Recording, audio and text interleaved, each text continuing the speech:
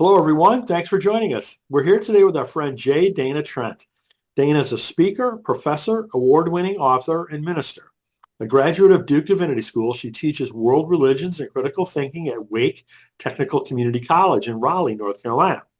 Dana is the author of several books, including Saffron Cross, The Unlikely Story of How a Christian Minister Married a Hindu Monk, One Breath at a Time, A Skeptic's Guide to Christian Meditation, and Dessert First, Preparing for Death While Savoring Life. Her new book is Between Two Trailers, a memoir from Convergent Books. Dana is energetic and sought-after speaker, teaching at national and regional conferences, businesses, civic organizations, universities, and faith communities. And Dana spoke at several of our writers' conferences that we had produced in the past.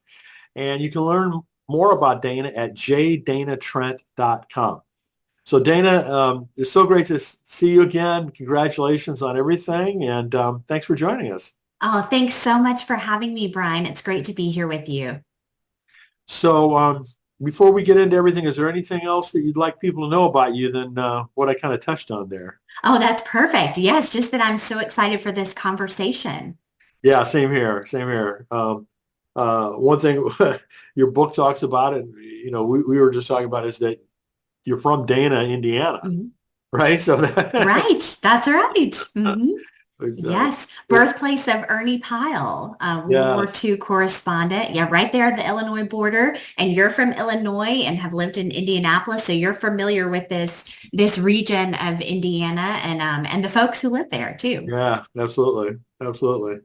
So before we get into the new book, let's talk a little bit about your publishing journey, because you've published books on a variety of topics, Mhm. which, is good news and bad news, right? In terms of marketing focus, at least, Right. how did that kind of happen? Mm.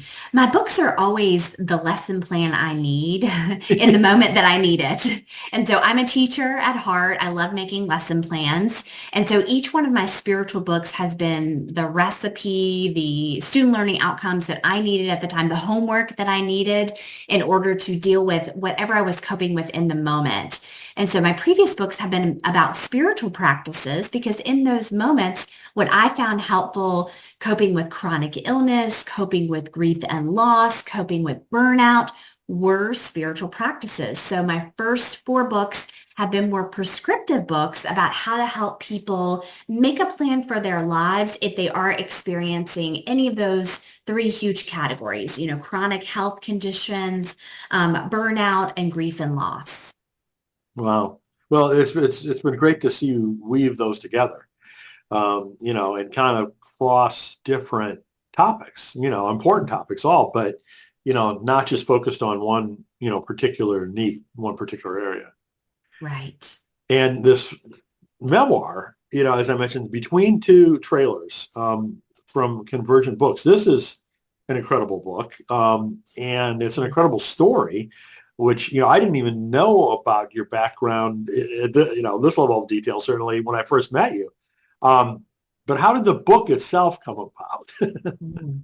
Well, you didn't know it because I hid this part of myself for decades, Brian, and it really wasn't until both of my parents had passed away by the time I was 36 that I really began wrestling with this, and I'm 43 now. And so the book has been a nice, slow process of processing childhood trauma, of growing up in this region of Dana, Indiana, and coping with my parents' mental health challenges, their substance misuse, our deep, deep poverty growing up in this region that is mostly comprised of food deserts. They are out there in Western Indiana. And so the book came out of necessity, much like the other books, of learning how to cope with a crisis. And for me, the crisis was, how do I navigate the world and this past that no one knows about this, my past childhood, when my parents are not here.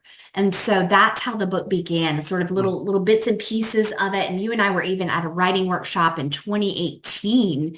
And that was, a year after my mother died. And I was just starting to examine the seeds of what ultimately became this book, Between Two Trailers. Wow. Wow. Mhm. Well, I mean, honestly, it reminds me so much of Frederick Buechner's situation. Oh, right? yes. Where, he couldn't write about his father's suicide and his family's kind of aftermath of that for many, many years Mhm. afterwards. I mean, did you draw any parallels when you're thinking about the One. difficulty of writing your family history? Yes, because suicide has its own particular set of stigma, but mental health in families is certainly still stigmatized. Childhood trauma is still stigmatized. I mean, we're on this huge, fortunately, crossroads, this journey of lifting the stigma on these topics. And I think it's because we are, at least I am teaching a generation and we are interacting with a new generation, Gen Z, that is wanting to have these conversations because they're anxious and they're depressed. And in many cases, they are traumatized and they are coming forward, not in a way that I could have done, 3 decades ago and saying, we need help, we need coping mechanisms. And so you're right. It does have parallels to let's talk about something that was not possible to talk about when, in my case, my parents were living, and in Beekner's case too. Yeah, and that's, Mhm. part of the similarity that I Right. received. Yeah. And you're not, it's not like the two of you are alone in that regard, but I mean, I No. totally get it. Mhm.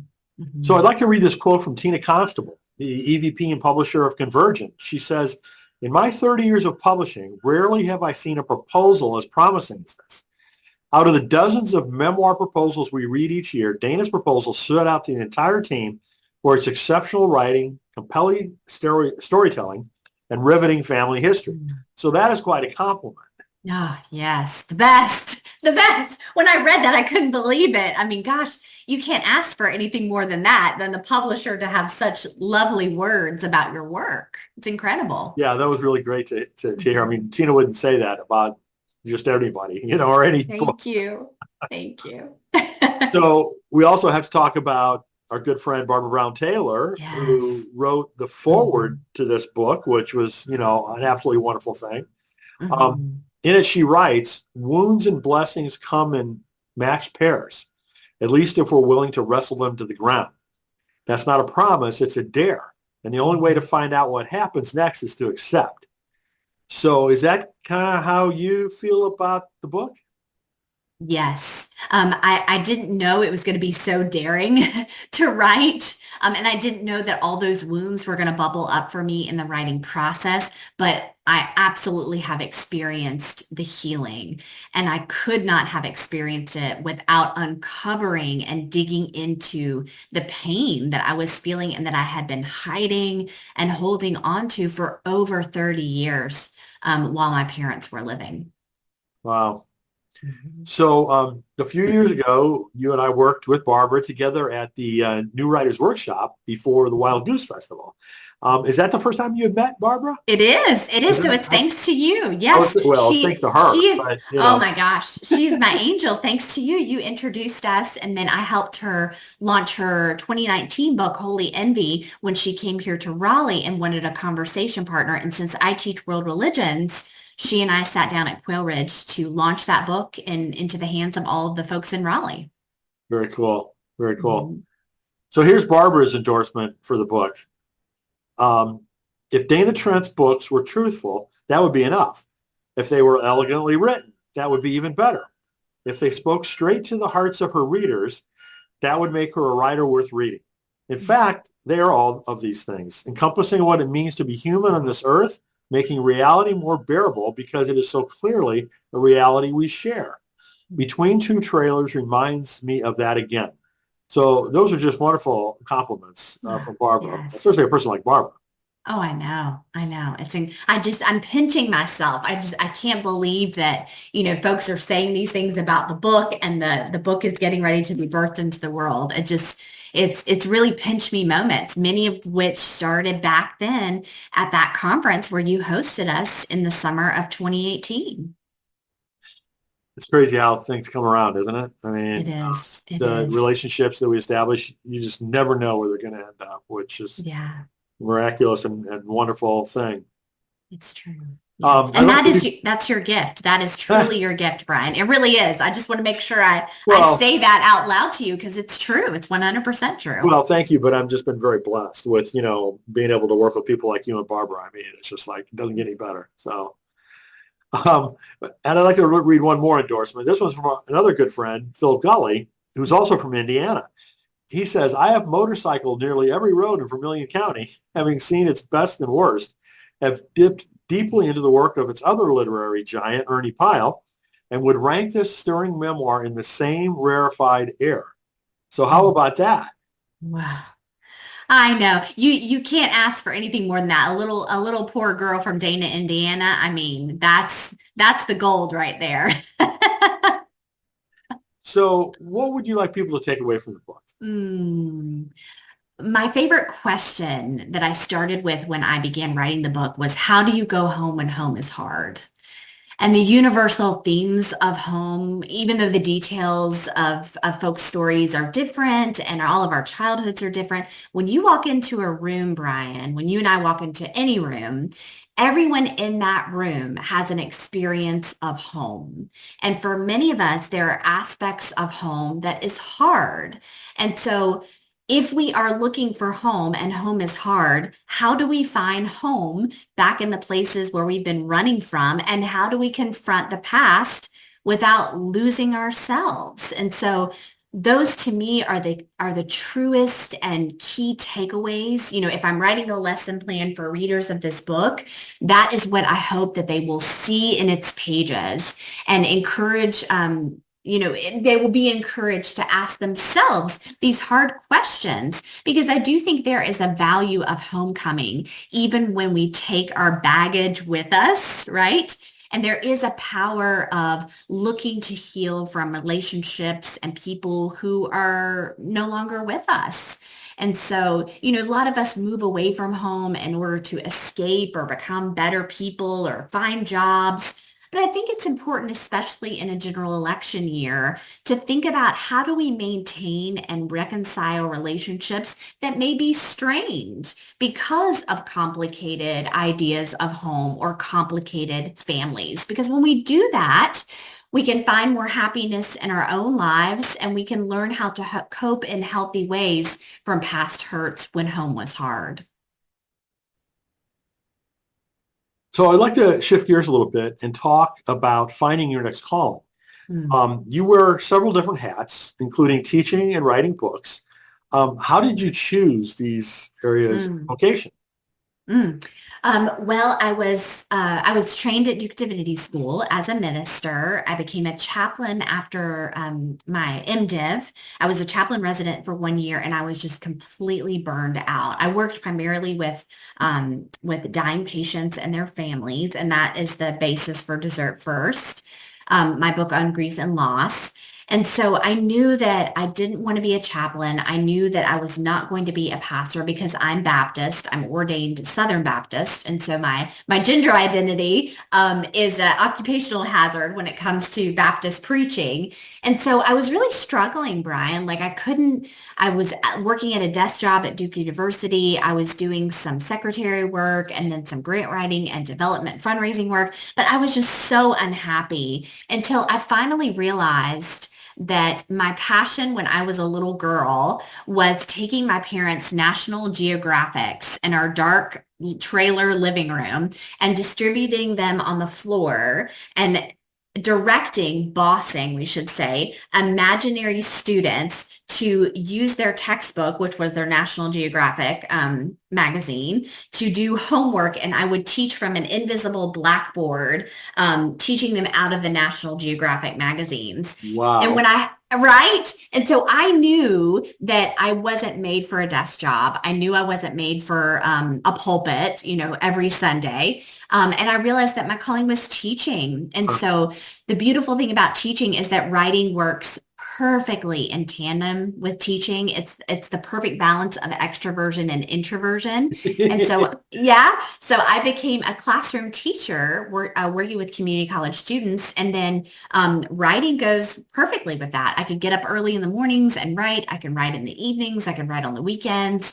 Because I do think as writers, it's important for us to have sort of what is called a bread job, right? So something that keeps us grounded in the reality of the world and also keeps us observing people and stories. And so that's sort of where I landed in terms of writing and teaching.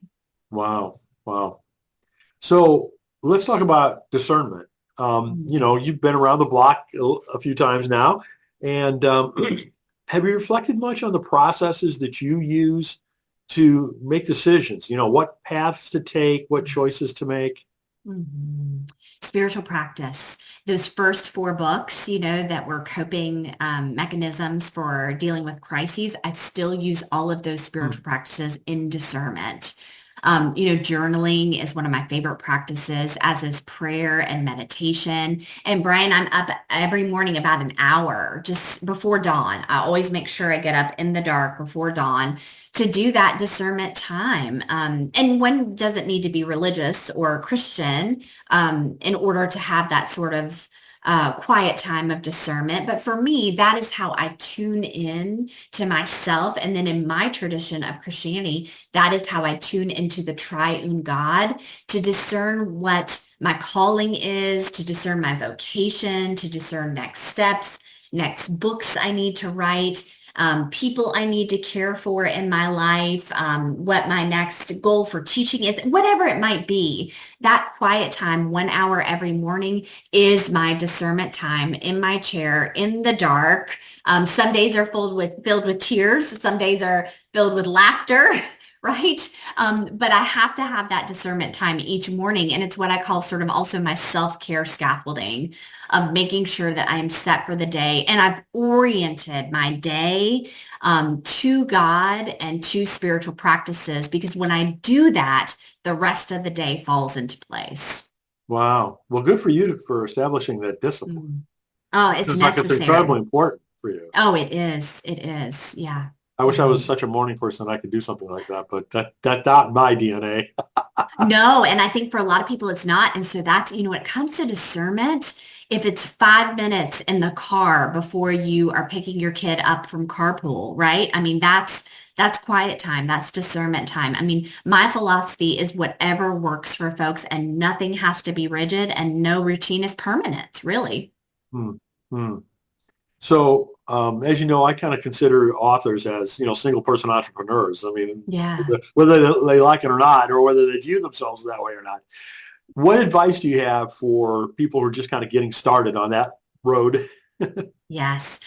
Keep a day job for sure. For sure. I think it's good for our mental health to have a steady Eddie paycheck job, whether it's an hourly job or a salary job. Any job is a good job, right?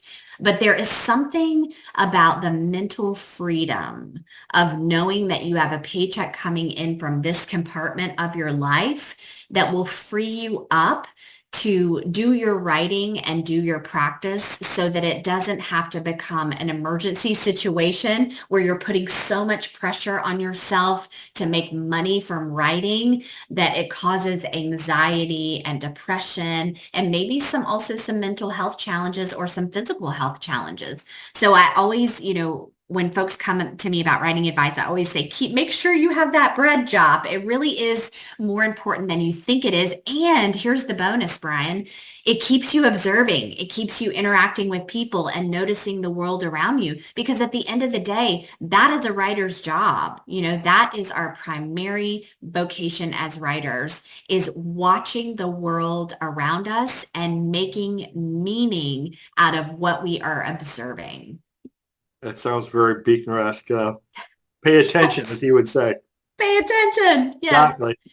But I think Mhm. that's such great advice, Mhm. for new authors. Because so many people will have a tendency to say, well, I want to, get to a position where I don't have to do anything besides write books. That's what I really want to Right. do. Yeah. Nice Yeah. gig if you can do it, but I mean, that's not practical for most people. It's not the real world. No, and and then it puts pressure on the publishing situation, which you and I know, publishing, I mean, just think about the pandemic, right? Publishing is such an up and down industry, and there are so many variables and factors that, you certainly don't want to over rely on a book launching because anything could happen, during that launch, during that publication. Well, to that point, I mean, many authors, supplement their royalty income with their speaking income. Right. And that went away, largely speaking, during the pandemic as well. So, it was a double Yes. hit for several people. That's right. That's a very good point. Yeah. And we're just now sort of starting to see, the cracks break open to get back to speaking. Yeah. So I know you're in the middle of a book launch, which is wonderful, but I have to ask you kind of about the future. Are you thinking No. much about whether it's books or other projects or, where you're headed next? This is very unusual for me, but for the first time, I think in 43 years of my life, I am very content to be present in the moment. Oh, and I never thought I would say that because, Brian, much like you, I'm always looking to the next project. I'm Yeah. always like, what do I need to do? My goal is out here, reach, reach, reach. But I am so content just to be in the moment with this book and to see day by day as it comes and to hear from readers. I am not even thinking one bit about the future because I'm so at peace. And that's part goes full circle back to that discernment part of it Mhm. too. Mhm. Well, good for you. I mean, I know it will come at some Yeah. point Oh, when it's yeah. ready, whatever it is. But Yes. Give me a that's week and I'll be itching for the next project. well, keep us posted, okay? Yes, absolutely. Mhm. Well, Dana, I'm so happy for you about this book. I really think this is going to do well. Thank you. And best wishes with it. Again, the title for folks is Between Two Trailers, a memoir. It's from Convergent Books, which is a division of Penguin Random House. And go to Dana's website, jdanatrent.com. Dana, again, congratulations, and thanks so much for all you do. Thanks so much, Brian, for having me. Enjoy talking with you.